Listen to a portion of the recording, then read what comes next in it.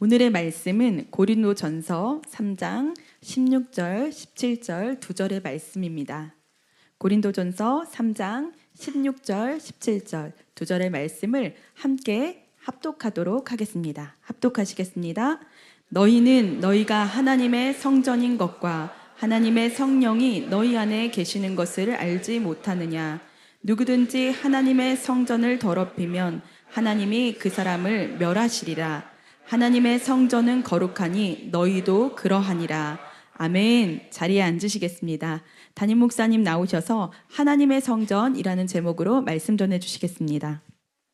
할렐루야. 순전한 교회 주일 예배에 참여하시는 여러분 모두를 주님의 이름으로 환영합니다.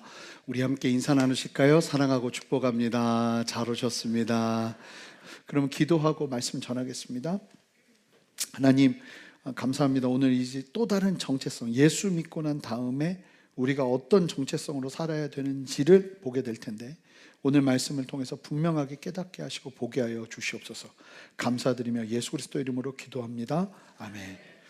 여러분, 이 정체성은 그 개인의 정체성도 되게 중요하지만 공동체적인 정체성도 굉장히 중요합니다.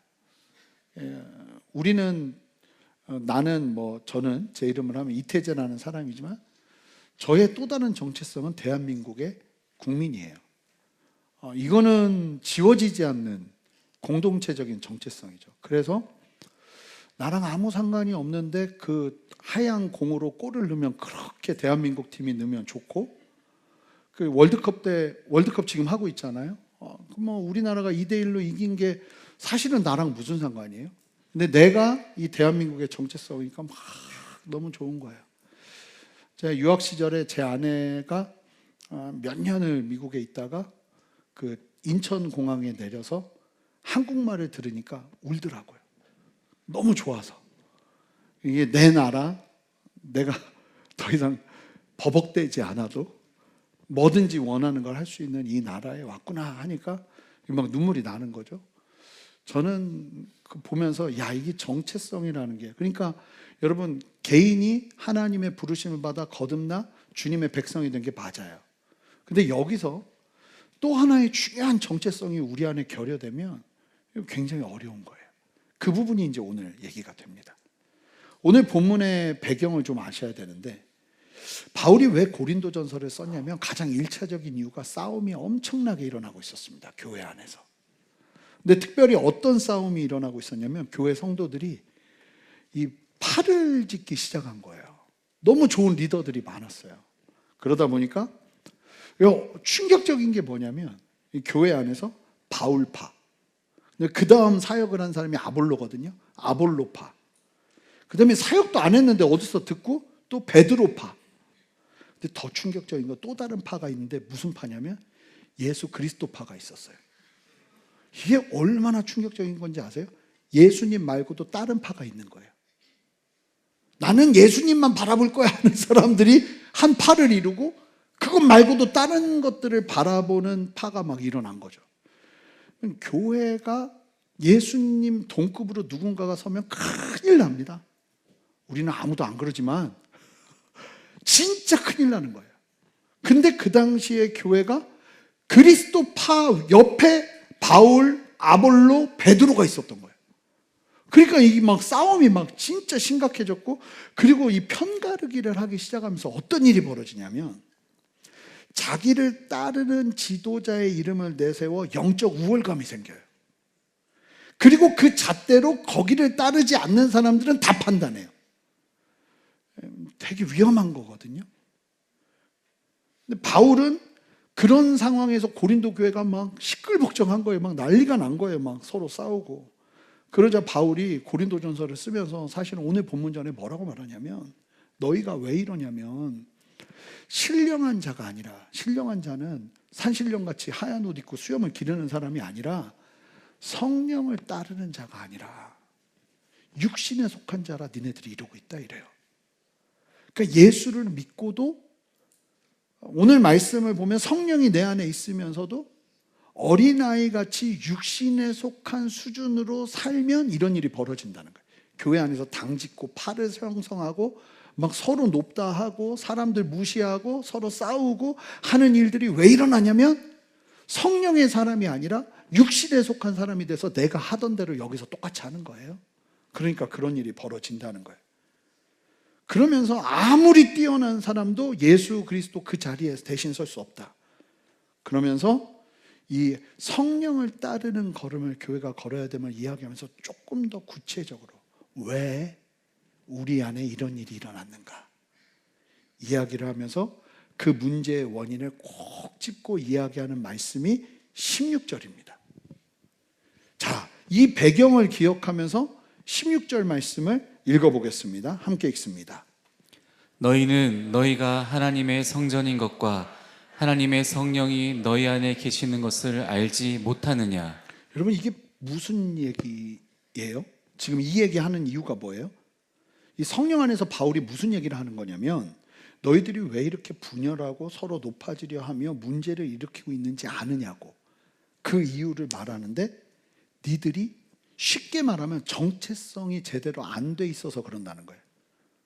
너희들이 하나님의 성전인 것과 성령이 너희 안에 거하고 있다는 사실을 모르기 때문에 이런 일이 벌어진다는 거예요. 즉 정체성이 제대로 안 세워져서 이런 일이 벌어지는 거라는 거예요. 너희들의 정체성이 무엇인지 알라는 거예요. 여러분 정체성을 모르잖아요. 정체성을 제대로 깨닫지 못하잖아요. 예수 믿고 나면 우리는 다 바뀌어요. 아멘이죠.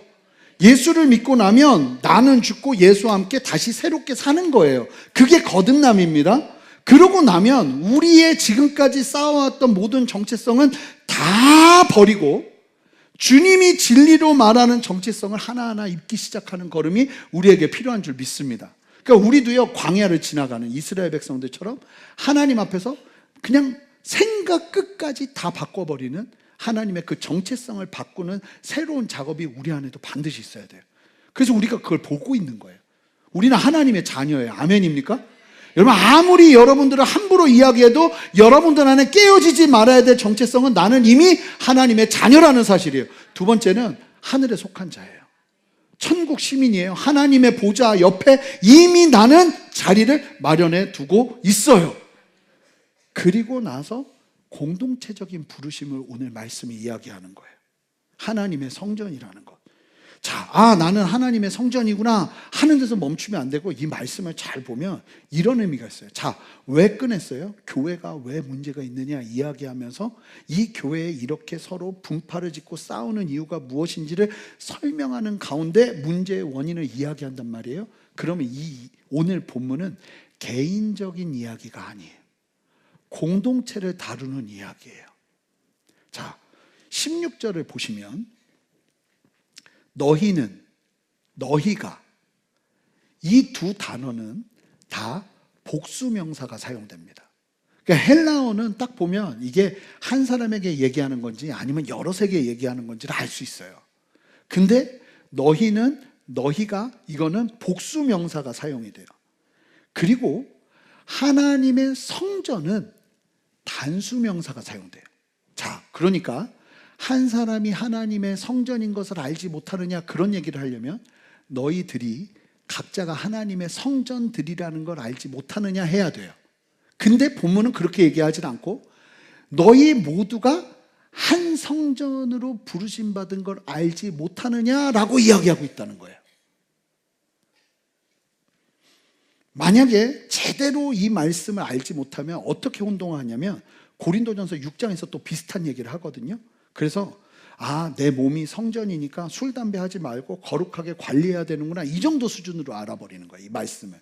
그래서 이렇게 해석하는 사람들이 되게 많아요. 근데 잘못된 해석이에요. 본문은 그런 이야기를 하는 게 아니에요. 너희가 모두 한 성전으로 부르심을 받았다. 교회론 얘기하는 거예요. 여러분 모두는 예수 그리스도를 믿고 나면요 어디든 한 성전으로 부르심을 받습니다. 이게 성도의 정체성에 있어서 굉장히 중요한 거예요.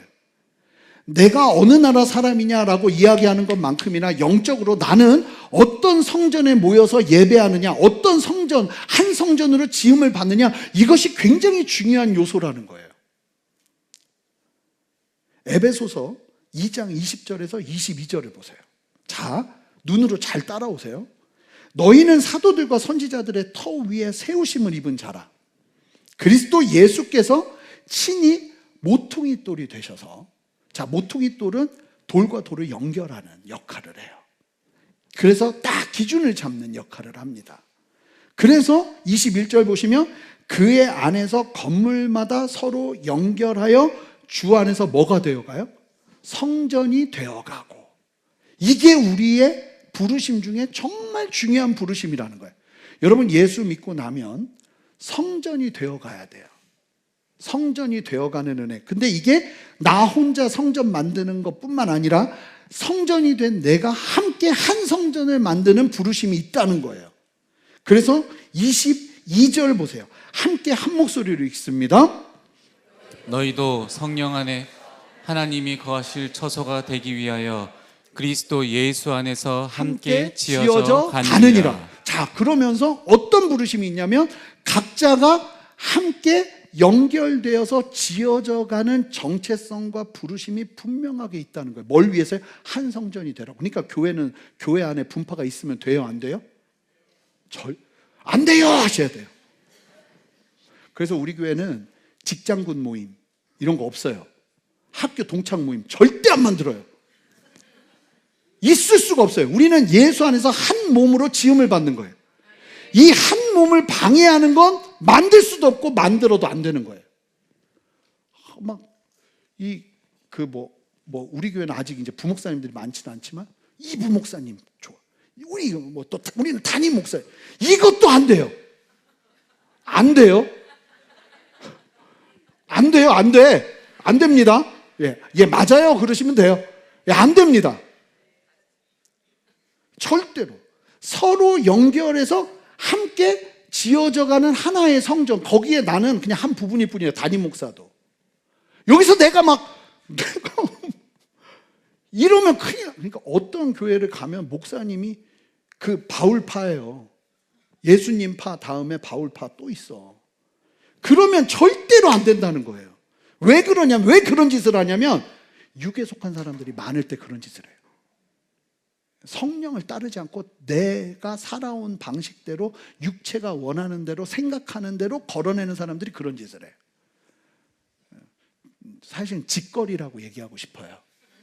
근데 그렇게 얘기를 안 하는 건 저는 이렇게 하여간 안 돼. 하면. 근데 하여간 그런 짓을 하면 안 되는 거예요. 이게 교회는. 오직 예수 그리스도만 높임 받으셔야 돼요. 우리의 왕은 누구예요? 예수님 한 분이에요. 나도 종이고요. 열심히 종된 모습으로 가야지. 갑자기 여기서 내가 이러면은 진짜 세상 꼴불견인 거예요. 육에 속한 사람이라고 나를 자부하는 거예요. 예수께서 우리를 구원하시고 흩어져 있던 우리를 함께 부르셔서 교회로 부르세요. 구원이 곧 부르심이고 부르심은요 공동체로 이어져요. 예수 믿으면 무조건 한 성전으로의 부르심을 따라 순종하며 주의 몸인 교회 안에서 유기적으로 연결되어 모퉁이 돌 대신 예수님과 함께 이 벽돌 저 벽돌이 다 연결돼서 한 성전을 이루어 가면서 함께 지어져 가도록 부르심을 받았고 주님이 그렇게 우리를 부르셨어요. 여러분, 이 사실을 분명하게 아셔야 됩니다. 여러분, 조금 적용해 볼게요. 코로나 이후에 진짜 이 공동체 개념이 너무 사라졌어요. 온라인 예배라는 편리함에 익숙해졌죠. 잠옷바람으로 침대에 누워서 설교 영상을 이렇게 누워서 시청하면서 예배를 드렸다고 믿습니다. 저는 있을 수 없다고 생각하는데 그렇게 나는 예배를 드렸다고 생각을 해요. 여러분 생각해 보세요. 벽돌 하나가 밖에서 뒹구는데 난 건물이야 얘기하는 게 됩니까? 안 됩니까? 영상 시청은 은혜의 보조수단은 될 수 있어도 지체들과 살을 맞대고 함께 지어져가는 성도의 삶을 절대로 대체할 수 없어요. 여기 오신 것도 귀해요. 다 다 예배 드리는 게 맞아요. 근데 여기서 이렇게 1시간 반 예배하고 예배 출석자로 머무는 것도 여러분 잘 생각해 보셔야 돼요. 함께 지어져 간다는 건 뭘 의미하냐면요, 여러분, 소그룹이나 사역팀이나 구역 안에서, 목장 안에서 내 연약함을 솔직히 나누는 겁니다. 병상에 누운 지체를 찾아가 손을 잡아주는 거예요. 장례를 당한 가정의 빈소를 함께 애통하며 지켜주는 거예요. 청년의 진로를 위해서 어른들이 무릎 꿇고 기도해 주는 거예요. 가정이 어렵다면 그 가정의 회복을 위해서 함께 애통하며 눈물을 흘려주는 거예요.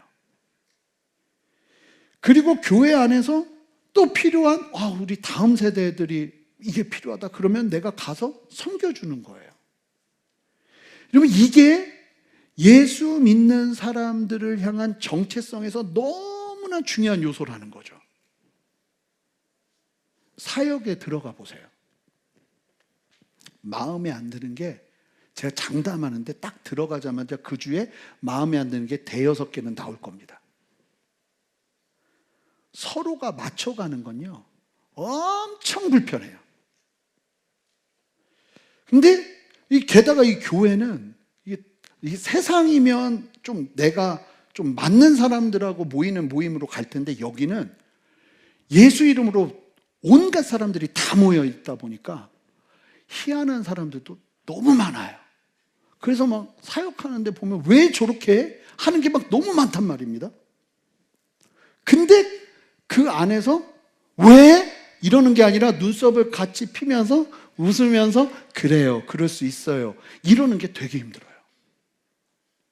근데 하나님이 우리를 예수 믿고 난 다음에 공동체로 부르셔서 그 안에서 함께 지어져가는 어떤 연결점을 찾아서 연결하면서 함께 신앙생활을 하라고 하나님이 우리를 부르셨다는 사실을 깨닫는다면 우리는 어디로 들어가요? 아무리 힘들어도 그걸 하는 거예요. 분위기가,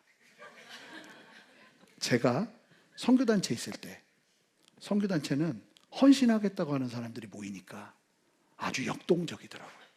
한마디만 해도 막 애들이 막 일어나고 막 엄청 말을 잘 들어요. 근데 저는 각자 부르시면 다르지만 교회의 부르심을 봤어요. 하나님이 교회로. 그래서 제가 역사를 보니까 선교단체는 없어졌다 사라지는데 교회는 2000년 동안 없어지질 않아. 근데 이 교회가 참 신기한 게 선교단체보다 매가리가 없어요. 뭐 힘도 없고 뭐 하자고 해도 말도 너무 많고 설득하다 끝나는 일도 너무 많아. 근데도 내가 교회를 선택하는 이유는 여기에 하나님의 마음이 있기 때문이에요. 그러니까 나는 순종하는 거죠. 신앙은 있는데 내가 교회에 너무 실망해서 교회는 다니지 않습니다 라는 고백이 멋져 보이세요? 저는요, 절대로 건강하지 않다고 봐요. 여러분, 신앙의 중심은 무엇이죠? 하나님께 나를 맞추는 겁니다. 내 기호도에 의해서 움직이는 게 아니고요. 신앙의 주인이 여전히 내가 되면 내 기호도에 의해서 내 인생이 움직여요. 그러니까 마음에 안 들면 안 갖고, 은혜가 안 되면 안 해요. 근데 저는 우리 교회 공동체 목장을 이제 뭐라고 할 거냐면 훈련이라고 할 거예요. 이게 뭔가를 내가 막 받으려고 하는 게 아니라 함께 지어져가는 훈련 장소. 그래서 저희가 이 3년에 한 번씩 이제 그 제비뽑기를 하기로 했어요. 그래서 사람 가리지 않고 무조건 교제하게 하려고. 분위기 지금 안 좋잖아요. 처음 얘기할 때 더 안 좋았어요. 그리고 이제 8월 첫째 주에 우리 목자님들이 이제 목원들을 추천할 거거든요. 또 목사님들이 목자님들을 먼저 뽑고 그리고 목자님들이 목원들을 뽑는 걸 할 거예요. 근데 얼마나 재밌냐면 어제 뭐 그러시더라고요. 목자님들이 그거 뽑을 때 마스크와 선글라스를 끼게 해달라는 거예요. 왜냐하면 딱 뽑았는데 이러면 안 되잖아요. 자기가 너무 걱정되는 거야. 이럴까 봐. 막 다양한 사람들이 막 다 있으니까 그래서 선글라스와 마스크를 허용할 거예요. 그래서 목사님들이 다 선글라스 끼고 마스크 끼고 와서 이렇게 뽑는 거예요. 뽑고 얼굴 표정이 들키지 않게 하는 거지. 그러고서 이제 딱 발표하게 아예 뭐 가면을 쓰든지 뭐 알아서 하세요. 하여간 같이 뭉치고 유기적으로 마음에 맞지 않는 사람들과 함께 지어져가는 훈련 가운데 하나님이 우리를 부르셨다는 거예요.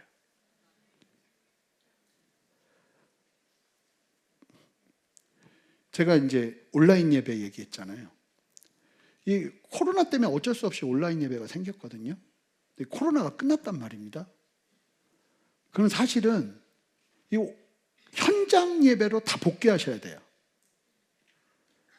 비슷한 일이 구약의 역사 속에 있었는데 이스라엘 백성들이 성전이 없으니까 산당에서 예배를 드렸어요. 산당은 동네마다 있었어요.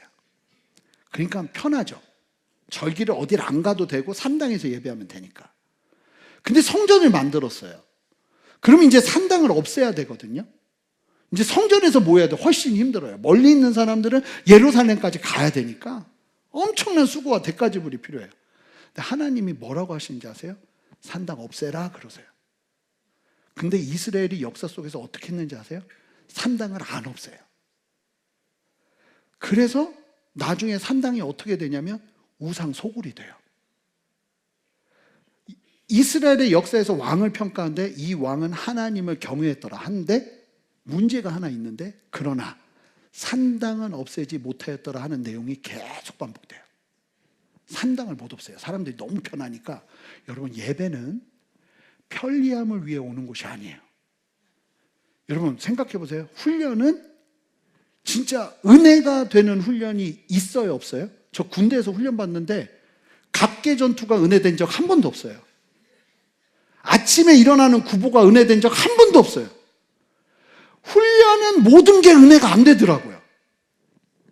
근데 제대로 받으면 내가 건강해져. 여러분, 교회로 부르셔서 하나님이 우리를 함께 지어져 가게 하시는 건 아름답지 않아요. 삐걱삐걱 냄새가 나고요. 맞지 않는 사람들과 부딪히려니 세상 힘들고 내가 이런 삶을 살려고 내가 하는 게 아닌데 하는 생각이 들 정도로 힘들고 어려울 수 있어요. 그런데 그걸 해야 된다는 거예요. 그게 하나님이 우리를 부르신, 한 성전으로 부르신 하나님의 뜻이에요. 그러면 우리는 뭐 하는 거예요? 아멘 하는 거예요. 지난주부터 계속 이런 분위기인데 괜찮아요. 난 계속 할 거니까. 아멘이에요. 하나님의 부르심이 여기 있으면 나를 순종해 가는. 그러니까 여러분, 은혜를 따라가지 마시고 하나님의 뜻을 따라가면 거기서 누리는 은혜가 있어요. 그게 진짜예요, 여러분. 그래서 저는 이 목사님들 중에서도 저는 위험하다고 보는 게 뭐냐면 사람들을 만나지 않고 목회하는 분들. 여러분, 그거 설교 준비보다 훨씬 힘든 게 사람이에요. 목회는 사람이 항상 힘들게 해요. 사역하고 준비하는 건 그냥 너무 감사하고 일도 아니에요. 근데 그 과정을 통해서 목사도 사람 되는 거예요. 그러니까 하나님이 이렇게 유기적으로 함께 모여서 그렇게 성장하도록 우리를 부르셨는데 나는 피곤해, 나는 어려워, 나는 사람들하고 관계하기 싫어, 내 성향은 그렇지 않아, 이러면 누가 주인인 거예요? 하나님이 주인이 아니라 내가 주인인 거예요. 저는 여러분들이 교회 안으로 들어오시기를 바라요. 그리고 성전의 의미를 자세히 살펴볼 필요가 있어요. 신약 성경과 1세기 문헌에서 성전이라는 단어로 헬라어로 사용되는 단어가 두 개가 있는데 첫 번째가 히에론이에요. 이 히에론은 건물의 의미예요. 두 번째가 나오스예요. 나오스는 하나님의 임재가 머무는 곳을 의미해요. 근데 여기서 말하는 성전이라는 게 뭐겠어요? 나오스죠. 하나님의 임재가 있는 곳. 이 당시 고린도의 이방 신전은 그렇게 화려했거든요. 근데 놀랍게도 고린도 교회는 정말 세상적으로 보면 너무나 부족해 보이는 곳이 많은 그냥 소박한 곳이었어요. 근데 바울이 뭘 얘기하는 거냐면 정말 중요한 건 하나님의 임재지 장소의 화려함이 아니라는 거예요. 저는 이 공간을 이제 구상하면서 제일 많이 강조했던 게 뭐냐면 여기가 조금이라도 성스러운 느낌을 주는 그 어떤 것도 없기를 바랬어요. 그냥 여기 들어오면 그냥 편안하고 어떤 장소 그 이상의 이미지는 아니기를 바랬어요. 왜냐하면 진짜 은혜가 되는 그 성스러움은 여러분들에게서 나는 거지 장소가 주는 게 아니기 때문에 그 철저하게 그래서 하나님의 임재가 있는 곳이 예배하는 성소인 거예요. 성소는 하나님의 임재가 있으니까 성소인 거예요. 그럼 성소는 어떻게 만드냐? 하나님이 임재하시기 가장 좋게 만드는 게 성소의 기능이에요. 내가 만들고 싶은 대로 만드는 게 아니라 하나님의 진리를 따라. 여러분, 우리는요 하나님의 임재의 처소인 줄 믿습니다. 그 임재의 자리에 누가 계시는 거예요? 성령님이 계시는 거예요. 바울이 16절에서 뭐라고 말하나요? 16절 다시 한번 보시면 성령이 너희 안에 계시는 것을 알지 못하느냐라고 묻고 있어요. 여러분 이게 무슨 얘기예요? 성령이 마치 없는 것처럼 교회가 움직이고 있다는 거예요. 정말로 많은 분들이 오해하는 게 뭐냐면 성령이 내 안에 계신다는 사실을 인식하지 못하고 살 수 있을까요? 없을까요? 여러분, 여러분들 안에 성령이 계세요. 근데 자, 손 들라고는 안 할게요. 성령이 느껴지세요?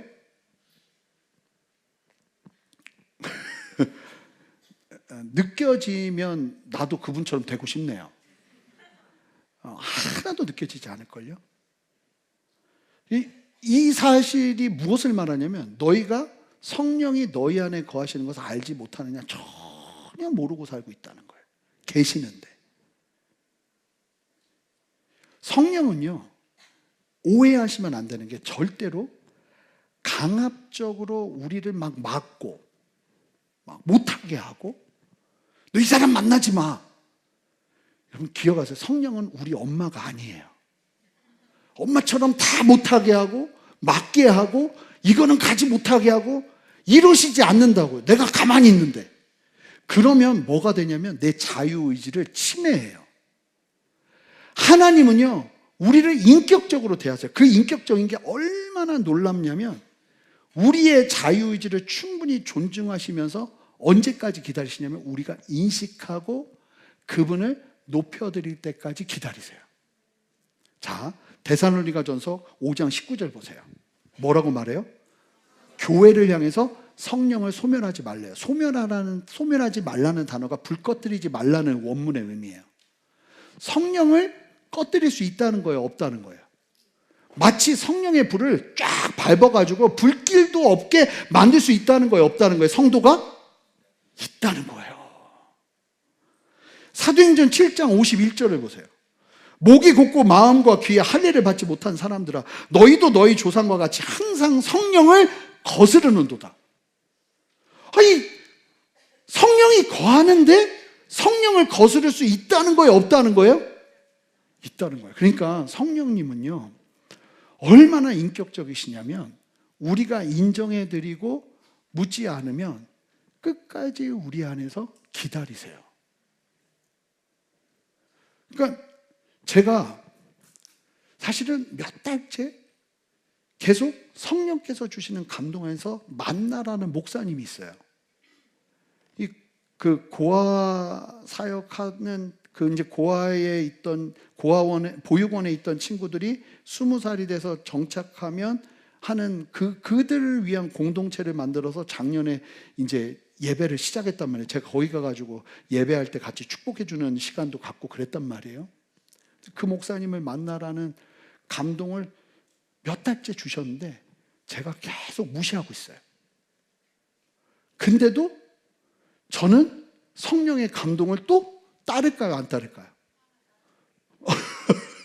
따르죠. 이게 진짜 신기한 거라니까요.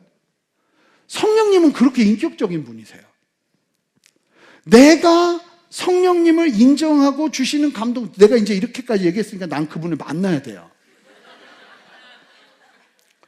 근데 계속 무시하는데도 성령님은 너 그거 무시해?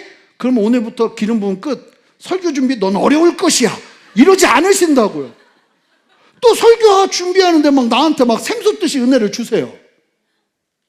그러면서도 한편으로 내가 순종하지 않는 부분에 대해서 기다리세요.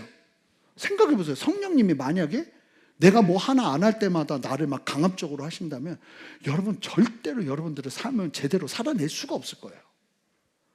얼마나 인격적이신지를 아셔야 돼요. 그래서 성화라는 게 뭐냐면 예수 그리스도를 믿고 난 다음부터 이 성령의 감동에 내가 순종하는 바들을 계속 확장시켜 가는 거예요. 근데 다 따르지를 못해요, 우리가. 그래도 듣고 따르면서 오늘 말씀처럼 하나님이 교회가 굉장히 중요하구나, 한 성전으로 나를 지으시게 하는구나, 그러면 이 말씀 듣고 그럼 나도 해야지 하고 걸어내기 시작할 때 성령의 충만이 더하는 거예요. 그러니까 의지적으로 성령의 감동에 귀를 기울이고 그분을 내 삶의 주인으로 인정하며 순종하기를 선택할 때 성령님은 비로소 그때부터 강력하고 아름답게 일하시는 거예요. 여러분, 이 시간 우리가 지금 예배하고 있는 지금도 여러분 성령님이 막 진동처럼 막 해서 역사하시는 분이 아니에요. 여러분 하나도 안 느껴지시죠? 지금 소리 지르는 저만 보이시죠? 이게 상식적으로 맞아요. 근데 여기서 여러분들이 성령 그분을 인정하면서 귀를 여는 거예요. 제가 일부 때 예배 드리기 전인데도 막 정말 심란했어요. 그런 상태에서 여기 앉아 있는데 첫 번째 찬양이 나의 슬픔을 주가 기쁨으로 변화시키시네. 맨 처음에 답답하더라고요. 어떡하지? 근데 성령께서 주시는 은혜 안에서 내가 계속 반응하는 거예요. 성령님 맞습니다. 맞습니다. 맞습니다. 내가 계속 그 안에서 반응하고 움직이고 하면서 그분이 내 안에 역사하시는 역사가 더 확장되는 거예요. 여러분들이 여기서 귀를 닫고 성령의 음성에 귀 기울이지 않고 여러분들만 육체로 살아서 예배드리고 가는 것과 여러분들이 지금 이 말씀을 들으면서도 성령님께 마음을 열고 이미 내 안에 계신 성령님 느끼려고 하지 말고 인정해드리면서 그럼 제가 이 말씀 들으면서 제가 뭘 해야 될까요? 제가 어떻게 해야 될까요? 그렇게 나아가기 시작할 때 성령께서 여러분들 안에 더 확장되어 역사하시고 일하신다는 거예요. 교회가 성령이 너희 안에 거하신다는 사실을 인식하기만 해도 고린도 교회는 회복된다. 이게 바울이 하고 싶은 오늘 말씀의 이야기예요. 근데 만약에 한 성전으로 부르심을 받았다는 사실과 하나님의 성령이 우리 안에 계신다는 이 교회론이 제대로 되어 있지 않고 여전히 육신적인 생각으로 나아가면 어떤 일이 벌어지는가? 17절이에요. 여러분 17절은 술, 담배 하지 말고 거룩하게 살아라 이 이야기가 아니에요. 17절을 함께 한 목소리로 읽습니다. 누구든지 하나님의 성전을 더럽히면 하나님이 그 사람을 멸하시리라. 하나님의 성전은 거룩하니 너희도 그러하니라. 여러분 이게 무슨 얘기예요?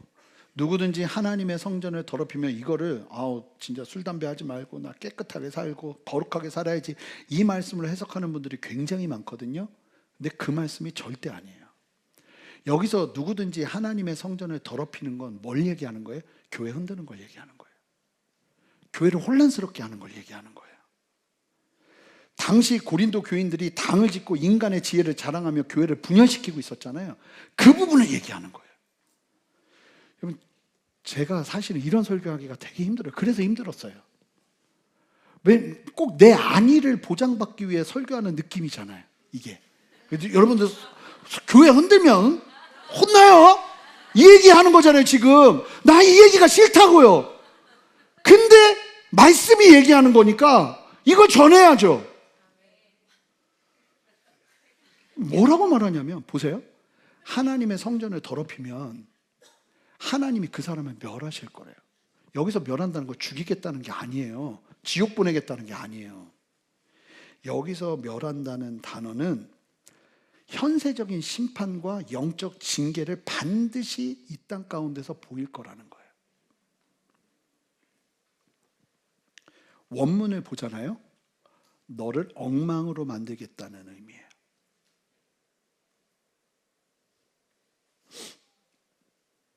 제가 한 가지 말씀드리면,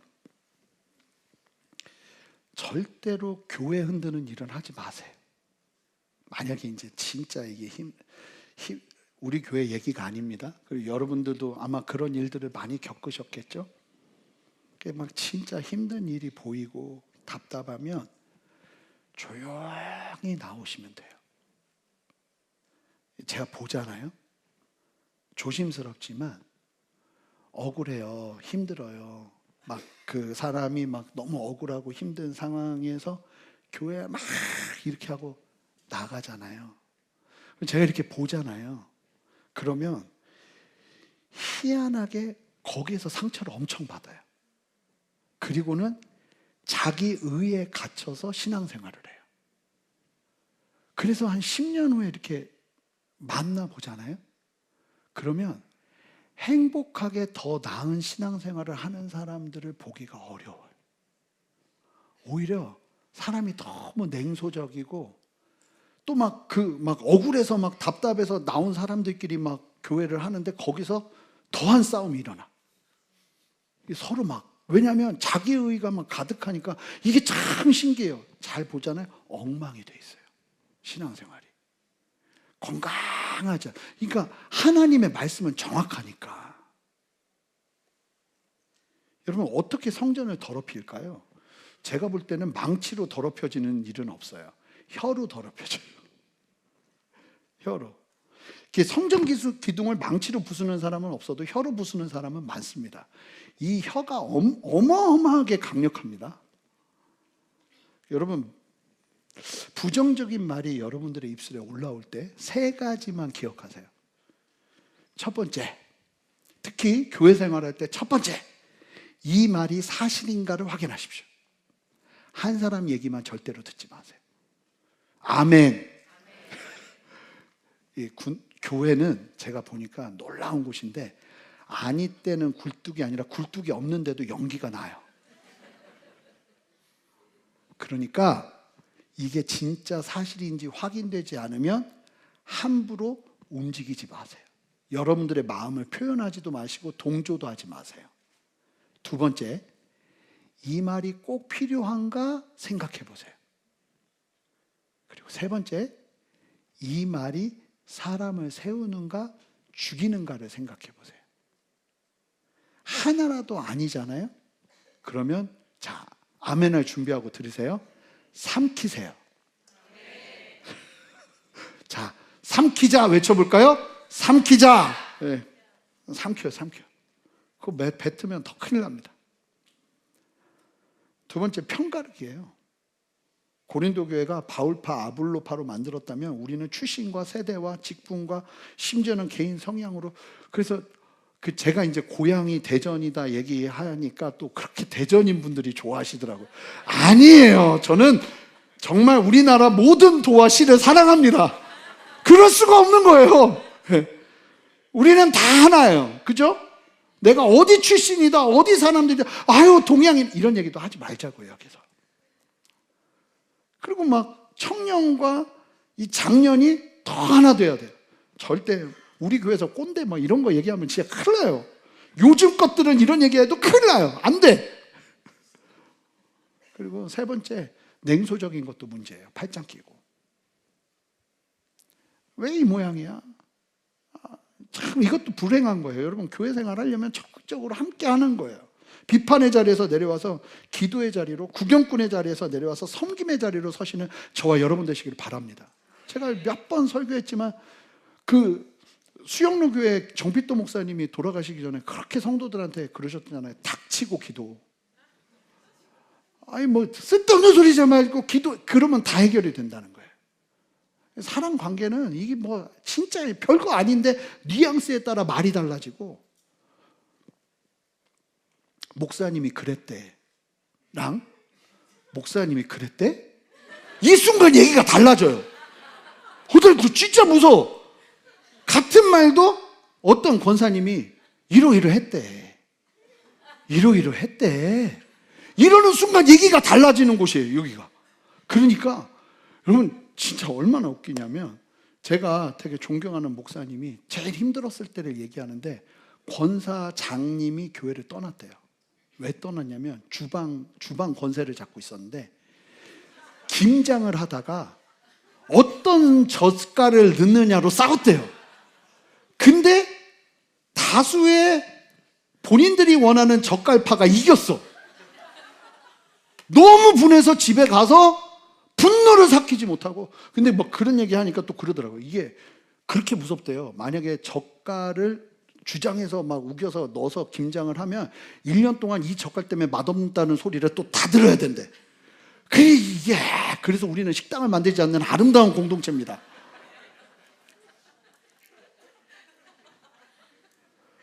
막 목사님이 막 1시간을 서 있는데도 문도 안 열어주더래요. 그러면 교회 떠나셨대요. 말이 안 되잖아요. 여러분 여러분 그거 아세요? 나무도 이 묘목이 땅을 계속 여러 번 옮기잖아요. 그럼 뿌리가 상해요, 여러분. 저는 우리 순전한 교회에 정착하시는 여러분 모두, 예배하시는 여러분 모두가 여기서 깊은 뿌리를 잘 내리면서 행복한 신앙생활하기를 주님의 이름으로 축복합니다. 제가 연약한 모습 보일 수도 있을 거예요, 여러분. 저도 사람인데 저도 부족한 게 많아요.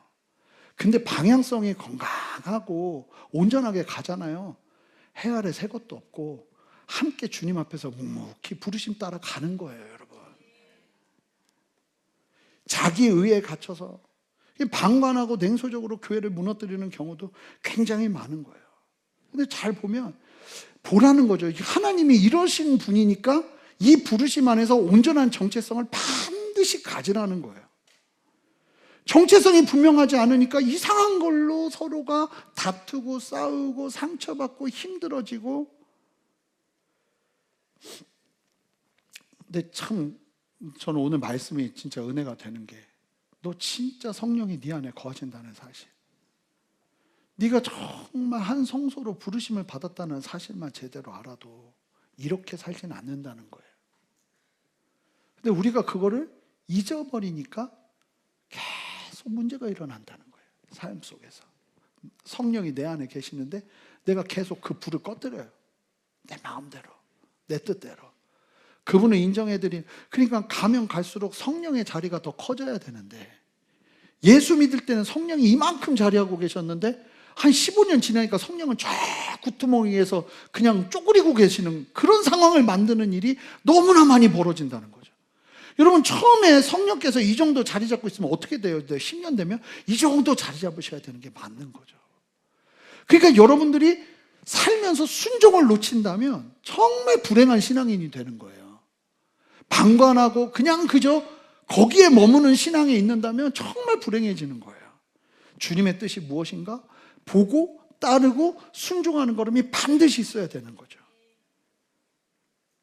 여러분, 이 전에 들어올 때 여러분들의 걸음은요, 사실은 여기가 진짜 하나님의 임재가 있는 곳이고 하나님이 이 예배에 함께 하신다는 생각만 제대로 들어가도요, 여러분 걸음이 달라져요. 기대가 달라지고요. 오늘 주님이 나를 어떻게 세우실까 하는 마음으로 앉아만 있어도 여러분 예배가 달라지는 거예요. 교회의 가장 강력한 기능은 성전 기능인 거죠. 그러니까 우리는 목숨 걸고 예배하는 거예요. 예배를 위해서는 우리는 모든 걸 아끼지 않고 가는. 예배를 회복해야 되고, 구경하는 예배가 아니라 떨림으로 엎드리는 예배, 받으러만 오는 예배가 아니라 드리러 오는 예배로 바뀌는 은혜와 역사가 우리 모두에게 있어야 될 줄 믿습니다. 그래서 좀 3가지를 도전하고 마치고 싶은데요. 여러분, 매일 아침마다 거울 보시면서 이건 선포하세요. 나는 성령이 거하는 하나님의 성전이다. 한번 외쳐볼게요. 나는 성령이 거하시는 하나님의 성전이다. 이 사실만 제대로 인식하고 인정하면서 살아가면 여러분, 우리는 이상한 길에 들어서지 않아요. 2번째, 여러분 공동체를 향한 한 걸음 더 들어가시기 바라요. 소그룹에 나가고, 소그룹이 어려우면 여러분 사역팀에라도 붙으세요. 그리고 아픈 지체, 힘든 지체, 멀어진 형제에게 손을 내밀고 그렇게 이어지셔야 돼요.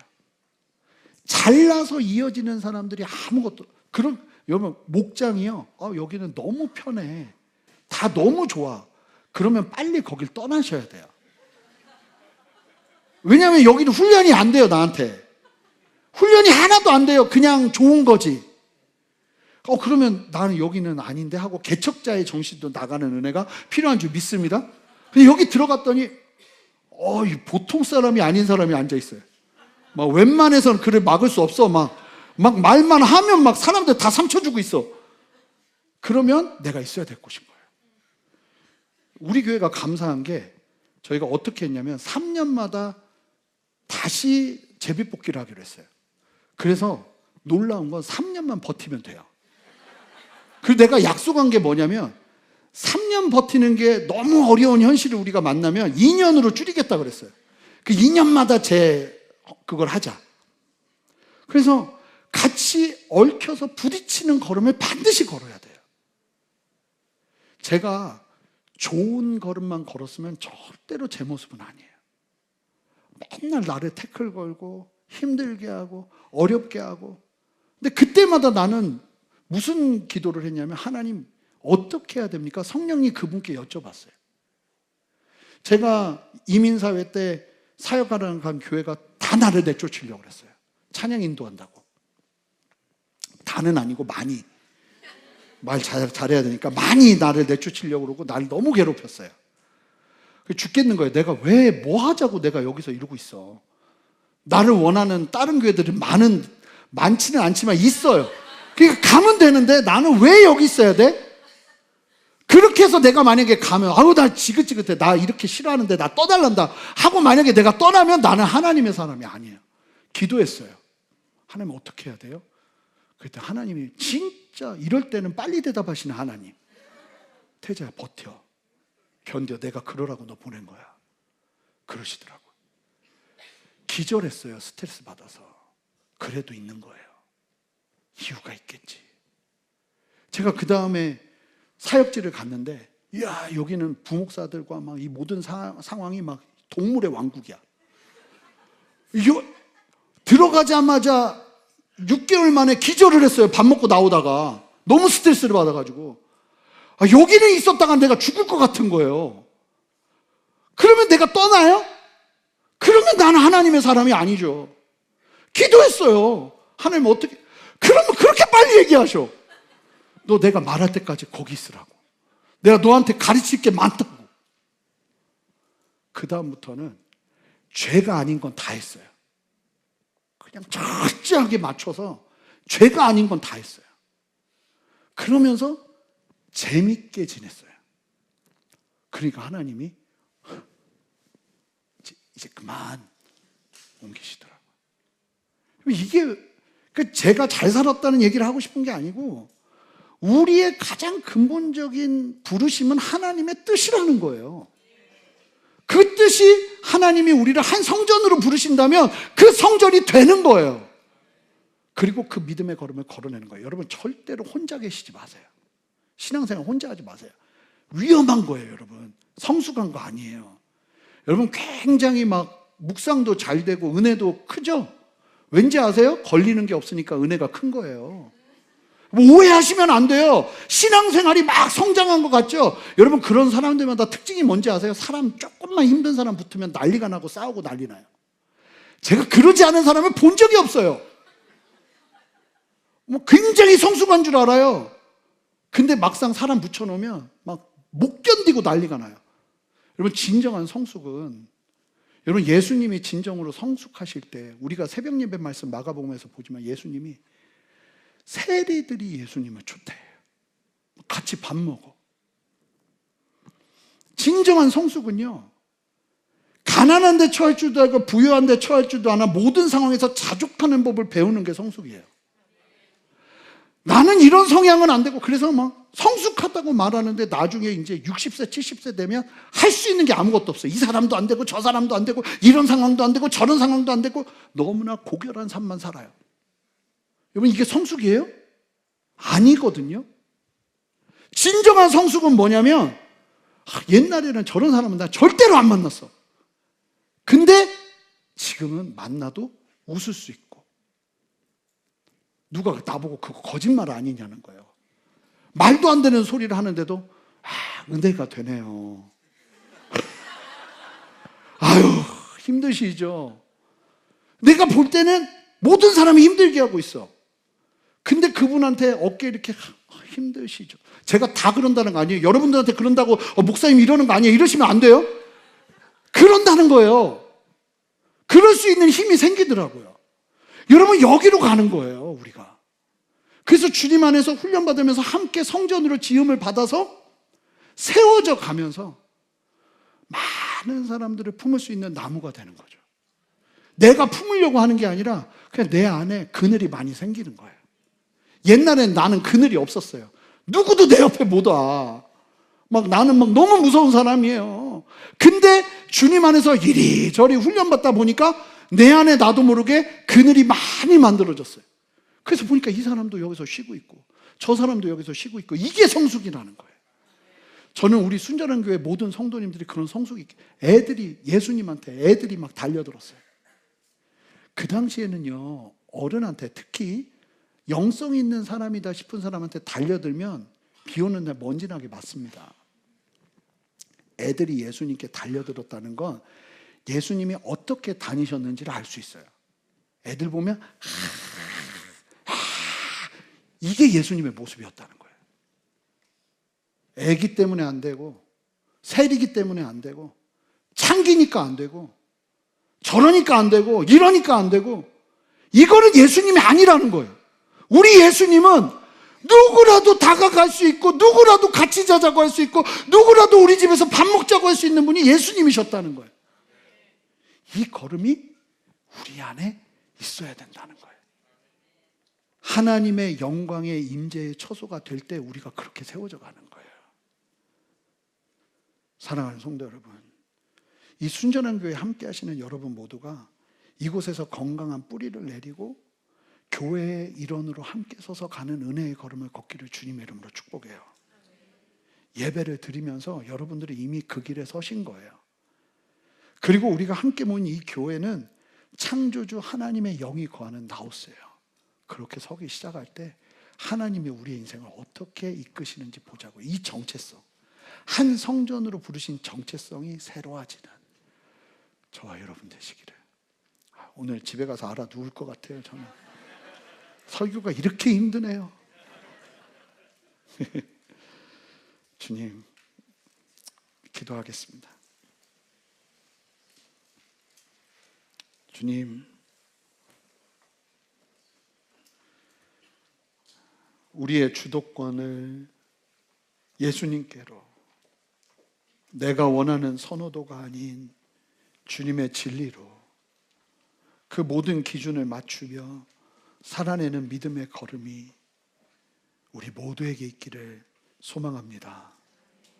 남들의 얘기가 아니라 나의 얘기가 되고, 주님이 이게 중요하다 하시면 중요하구나, 그래 같이 가자 하는 순종의 걸음이 이어지는, 듣고 감동하는 데 머무는 것이 아니라 듣고 순종하는 걸음으로 이어갈 수 있는 참된 은혜가 우리 모든 성도들에게 있기를 원하오니 이 시간 역사하여 주시옵소서.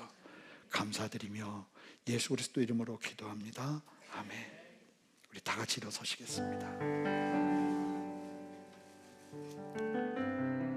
우리 여러분 주님만 바라볼게요. 주님만 바라보면서 함께 찬양할게요. 내 눈 주의 영광을 보내. 내 눈 주의 영광을 보내. 우리 가운데 계신 주님, 그 빛난 영광 온 하늘 덮고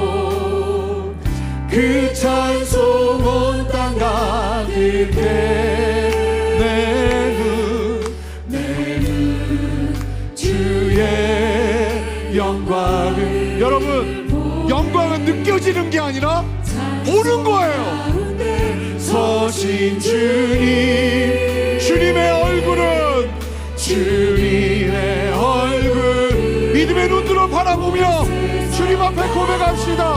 권능의 팔을, 권능의 팔을. 교회여, 다 같이 두 손을 높이 들고 선포합시다. 주의 영광 이곳에 가득해. 우리 손에 주님과 함께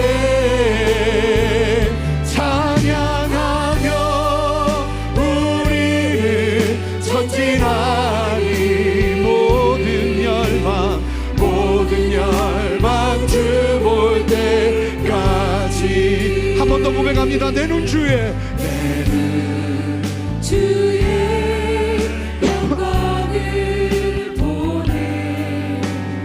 우리 가운데 계신 주님, 그 빛난 영광, 그 빛난 영광 온 하늘 덮고 그 찬송 온 땅 가득해. 내 눈 주의 영광을 보내. 찬송 가운데 서신 주님, 주님의 얼굴은 온 세상 향하네. 권능의 발을 우리 함께 선포합시다. 주의 영광 이곳에 가득해. 우리 손에 주님과 함께 찬양하며 우리는 전진하리. 모든 열방 주 볼 때 주의 영광 이곳에 함께 목소리 높여 고백합니다. 영광 이곳에 가득해. 우린 손에 주님과 함께 찬양하며 우리는 전진하리. 모든 열방 주, 우리 함께 두 손을 듭니다. 주 영광 여기 임하사, 주 영광 여기 임하사. 열방 향해 그 빛 비추소서. 주의 얼굴 구할 때 주의 향기 머무소서. 주의 향기 우리 함께 다시 한번 고백합니다. 주 영광 여기 임하사, 주 영광 여기 주님 내 삶에 임하사. 영광 방향의 그 빛 비추소서. 주의 얼굴 구할 때 주의 향기 머무소서. 여러분 기도할 텐데 여러분의 삶을 좀 보세요. 여러분들의 삶 속에서 주님의 뜻을 위해 수고하는 영역이 얼만큼 있습니까? 온통 내가 은혜되고 내가 좋고 내가 편하고 이거 말고. 여러분 오늘 말씀을 오해하시면 안 돼요. 은혜되는 게 나쁘다는 게 아니라, 은혜가 우리의 걸음을 결정하는 것이 아니라 하나님의 뜻이 우리를 결정하는 거예요. 예수 그리스도가 가장 높이 계셔야 돼요. 그리고 그 말씀을 따라 어떤 장벽도 넘어야 되는 게 우리의 걸음이에요. 조금 더 힘든 얘기를 할게요. 여러분들의 생각, 사상, 정치적인 견해, 이 위에 주님이 계셔야 된다고요. 근데 이게 바뀌어 있어요. 여러분, 이 부분이 영적 전쟁인 거예요. 이거를 그리스도 앞에 굴복시키는, 우리가 함께 좀 그 기도를 하고 싶어요. 주님, 내 인생이 나만을 위한 걸음이 아니라 이제 내가 거듭났는데 예수님의 뜻을 따라 순종하는 믿음의 걸음을 내가 걸어내기를 원합니다. 주님의 뜻이 여기 있다면 나는 순종할 것입니다. 하나님 역사하여 주셔서 이 순종의 걸음을 반드시 걸어낼 수 있도록 은혜 베풀어 주시옵소서. 함께 두 손을 들고 주님의 이름 한번 간절히 부르며 기도합니다. 주여! 우리 삶의 모든 것 대신 주님의 이름을 찬송합니다. 하나님, 나의 삶이 나 중심, 내가 원하는 것, 내가 바라는 것을 중심으로 살아가는 삶이 되지 않게 하여 주시옵소서. 이 시간 온전히 주님만을 주목하며 내 인생의 참된 소망이 되시며 내 인생의 참 주인이신 주님만을 바라보며 걸어갑니다. 성령이여, 우리를 다시 한번 주님을 향하여 돌이켜 하나님만을 바라보며 주의 중심 앞에 서서 살아가는 인도하여 주시옵소서.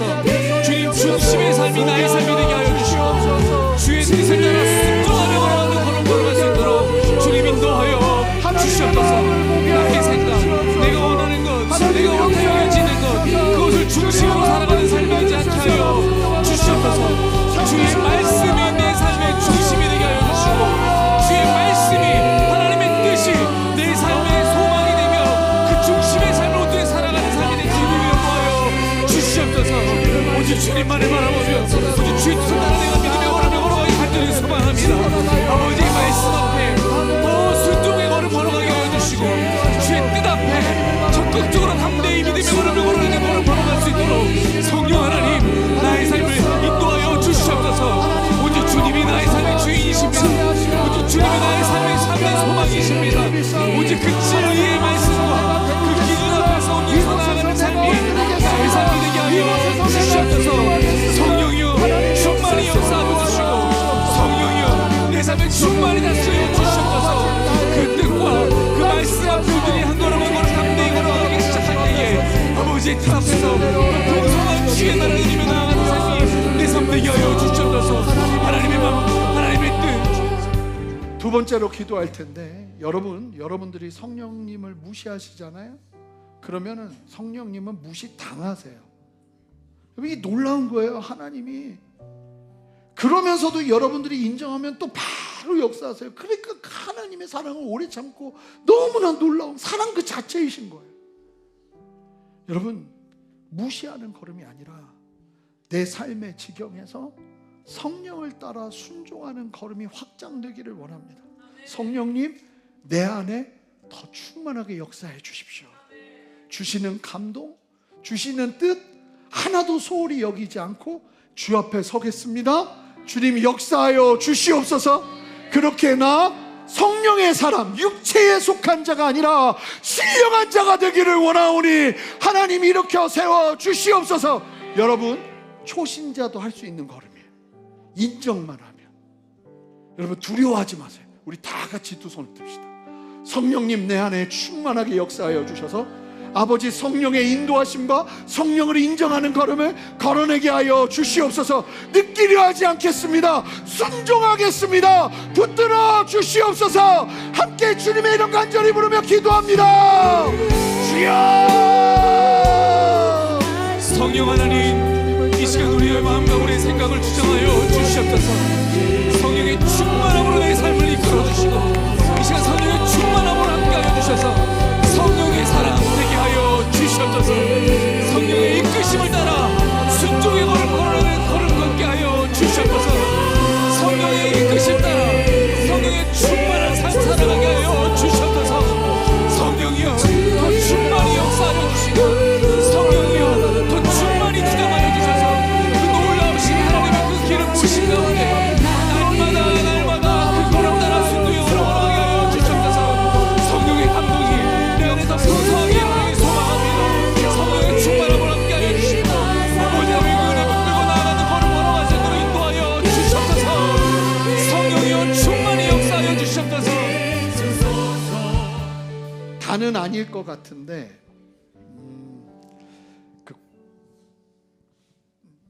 지금 예수님도 날 못 바꿔요. 그렇게 강하게 딱 붙들고 있는 분들 계세요. 지금 내 생각, 내 마음, 주님이 그분들을 오늘 부르세요. 그 놓으라고. 반드시 놔야 여러분들이 살아요. 그게 여러분들이 지켜주지도 않고요, 그게 여러분들이 이끌지도 않아요. 주님이 그 승리를 하실 거예요. 여러분 믿음으로 내어드리세요. 두려워하지 말고 주님 앞에 다 내려놓으세요. 그게 사는 길이에요. 주님께서 그렇게 역사하실 줄 믿습니다. 그런 도전이 있는 분들 주님께 맡기세요. 고백하세요. 여러분 논다는 건 고백하면서 시작하는 거예요. 입술로 선포하면서 시작하는 거예요. 그리고 그 선포대로 살아내기 시작하는 거예요. 주님, 내가 더 이상 붙들고 있지 않겠습니다. 그게 관계일 수도 있고 무언가일 수도 있어요. 여러분 그 부분을 하나님이 이 시간 다루기를 원하세요. 두려워하지 마세요. 이 시간 함께 기도하며 나갈 텐데 하나님 철저하게 내려놓게 하시고 주님만 다스려 주시옵소서. 하나님, 내가 두 손 들고 항복합니다. 그렇게 주님 앞에 기도하며 나가겠습니다. 함께 기도하시겠습니다. 주님 역사하시고, 하나님 이 시간 간절히 주님 앞에 기도합니다. 하나님, 내가 주님보다 내 안에 하나님보다 앞서 있는 것들, 중요하다 여기어 붙잡고 있는 것들, 나의 고집입니까? 나의 어떠함을 아버지 하나님 주님 이 시간 다 주 앞에 내려놓사오니 아버지 나의 마음을 기경하여 주시고 다시금 주님 앞에 서는 시간 되게 하여 주시옵소서. 하나님의 다스림과 아버지의 통치하심 안에서 하나님의 주권을 인정하며 걸어가는 걸어가는 소망합니다. 하나님보다 더 높아져 있는 것들, 하나님보다 더 중요하게 여기는 내 삶 안에 그 모든 영역들 아버지 시간에 겸손히 주님 앞에 고백하며 주께 내려놓사오니 아버지여, 나의 삶을 다시금 주의 다스림 안에서 주의 통치하심 안에서 주님 주옵하고 주님만 앞에 걸어가는 것을 하여 주시옵소서. 주여, 우리의 심령을 만져주시고 성령이여 우리의 마음을 아버지 만져주셔서 다시금 나의 고집이 아니라 아버지 하나님의 다스림 안에 주의 말씀 안에 서는 시간 될 수 있도록 성령 하나님 우리 하여 주시옵소서. 모두 주님 바라보며 주 앞에 섭니다. 우리 마지막으로 다 같이 기도합시다. 함께 두 손을 들고 이 대한민국을 주님께 올려드리며 기도합시다. 하나님, 붙들어 주시옵소서.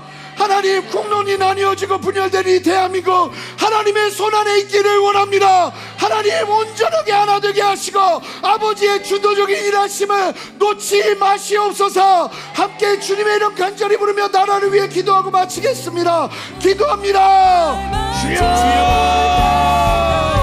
할렐루야. 사랑의 아버지 하나님, 우리나라 이 땅을 주님 거룩하신 두 손이 올려드립니다.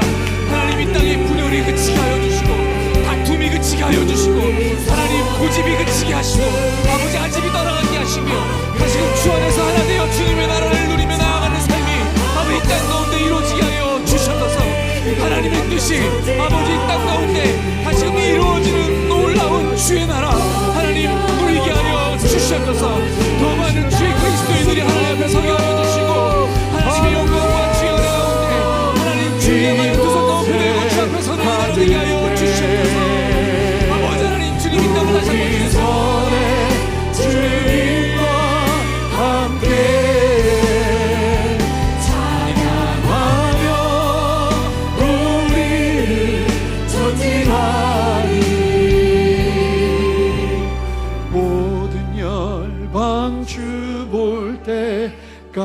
우리 목소리로 고백합시다. 주 영광 이곳에, 주의 영광 이곳에 가득해. 우린 선해, 우린 선해.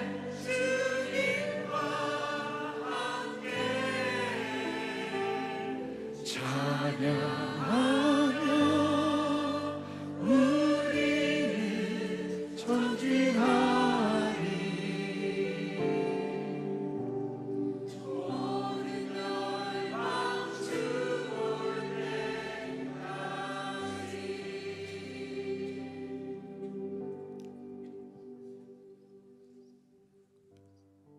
미신을 섬기는 것처럼 주님 섬기고 싶지 않습니다. 우상 섬기는 것처럼 주님 붙잡고 싶지 않습니다.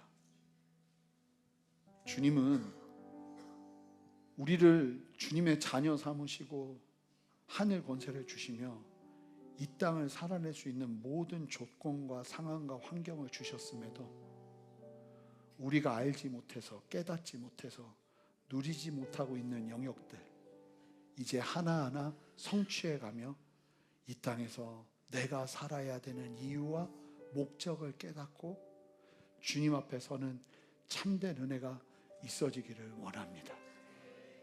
우리를 한 성전으로 부르셔서 지어져 가며 성전을 이루게 하시는 하나님의 부르심, 하나님의 창세전부터 계획하신 이 부르심 앞에 우리가 순종하며 주님 훈련하며 주님 안에서 함께 자라가는 은혜가 있기를 원합니다.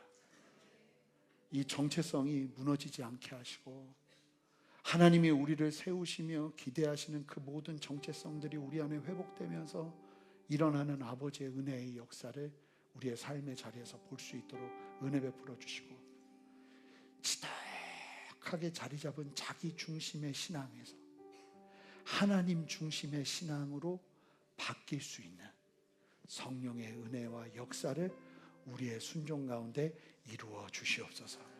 그렇게 새 일을 행하시는 주님, 우리 안에 거하시되 우리를 인격적으로 대하시며 우리와 함께 동행하시는 성령님 감사합니다. 더 충만한 은혜로 우리를 이끌어 주십시오. 내어드리겠습니다. 옮기겠습니다. 순종하겠습니다. 이 고백 위에 함께 하시는 주님을 보게 하옵소서. 감사드리며 예수 그리스도 이름으로 기도합니다. 아멘.